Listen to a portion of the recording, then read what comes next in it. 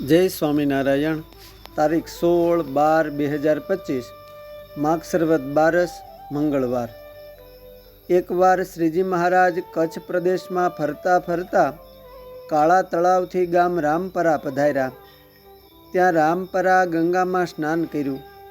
પછી ત્યાંથી મેરાઈવાડી પધાર્યા। બપોરનો સમય થઈ ગયેલો। કૂવાની નજીક કુંડી પાસે બેસીને વિશ્રામ કર્યો। કૂવાની સામે 3 કણબી કોહ હાંકતા હતા। તે મહારાજ તરફ નજર કરી રહ્યા હતા।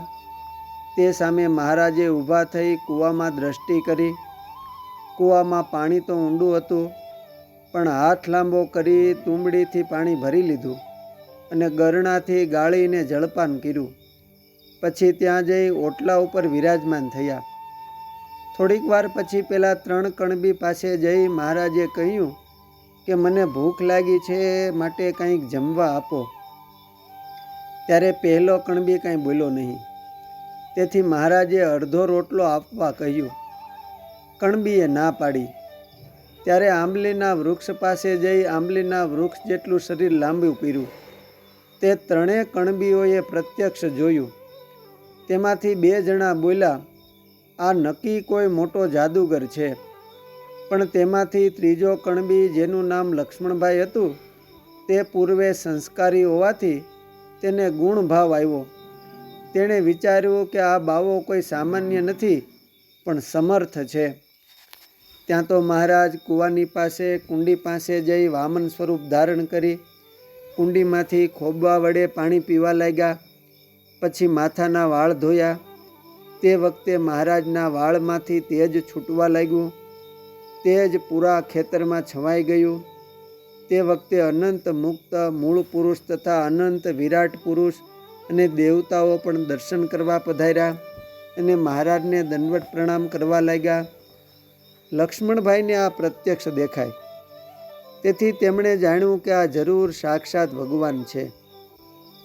તેથી સિક્કામાંથી બાજરાનો રોટલો અને કેરડાનું અથાણું જમવા આપ્યું।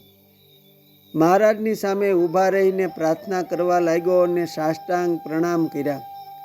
ત્યારે મહારાજે પૂછ્યું કે લક્ષ્મણ, તમારા ઈષ્ટદેવ કોણ? લક્ષ્મણે કહ્યું કે મહાદેવ। મહારાજે કહ્યું, અમે તો અક્ષરધામના અધિપતિ સ્વયં નારાયણ મુનિ છીએ। ત્યારે લક્ષ્મણભાઈ કહે કે દયાળુ, આપ દયા કરીને મને અક્ષરધામના દર્શન કરાવો। લક્ષ્મણભાઈને તરત જ સમાધિ થઈ।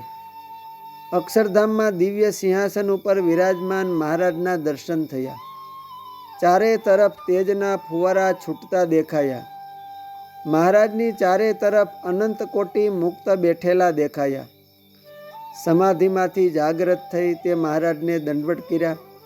પ્રાર્થના કરી કે પ્રભુજી, આપ તો સર્વ અવતારના અવતારી પૂર્ણ પુરુષોત્તમ સ્વયં ભગવાન છો। આપ મારું કલ્યાણ કરો।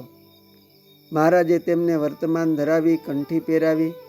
તેથી તેણે મહારાજને ઘરે પધારવા વિનંતી કરી। મહારાજે તેમના ઉપર દયા લાવી તેના ઘરે 2 દિવસ રહ્યા ને ત્યાં 2 દિવસ મહારાજને તેણે નાના પ્રકારના ભોજન થાળ કરીને જમાડીને ખૂબ રાજી કર્યા। ત્રીજે દિવસે મહારાજ ચાલ્યા। સાથે લક્ષ્મણભાઈ વળાવવા ગયા। ગામને પાદર લક્ષ્મણ ભક્તને ઊભા રાખીને મહારાજે કહ્યું કે તારા ખેતરની ઝાર તું વાઢી લેજે। લક્ષ્મણભાઈ કહે કે પ્રભુ, વહીવટદારની રજા વગર ઝાર કેમ વઢાય? ત્યારે મહારાજે કહ્યું કે જા રજા મળશે। પછી લક્ષ્મણભાઈએ વહીવટદારને વાત કરી। વહીવટદારે રજા આપી એટલે ઝાર વાઢી દાણા કરી દરબારના ભાગની ઝાર તેને આપી દીધી। બીજી ઘરમાં ભરી કડપ પણ સાચવીને ઢાંકી દીધી। પછી ત્યાં ખૂબ જ વરસાદ વરસ્યો। ગામમાં બધાની ઝાર બગડી ગઈ। ત્યારે ગામ લોકો કહેવા લાગ્યા કે લક્ષ્મણની ઝાર તેમના નવા ગુરુ ભગવાન સ્વામિનારાયણે બચાવી। અસ્તુ, જય સ્વામિનારાયણ। સત્સંગ સાગરના મોતીમાંથી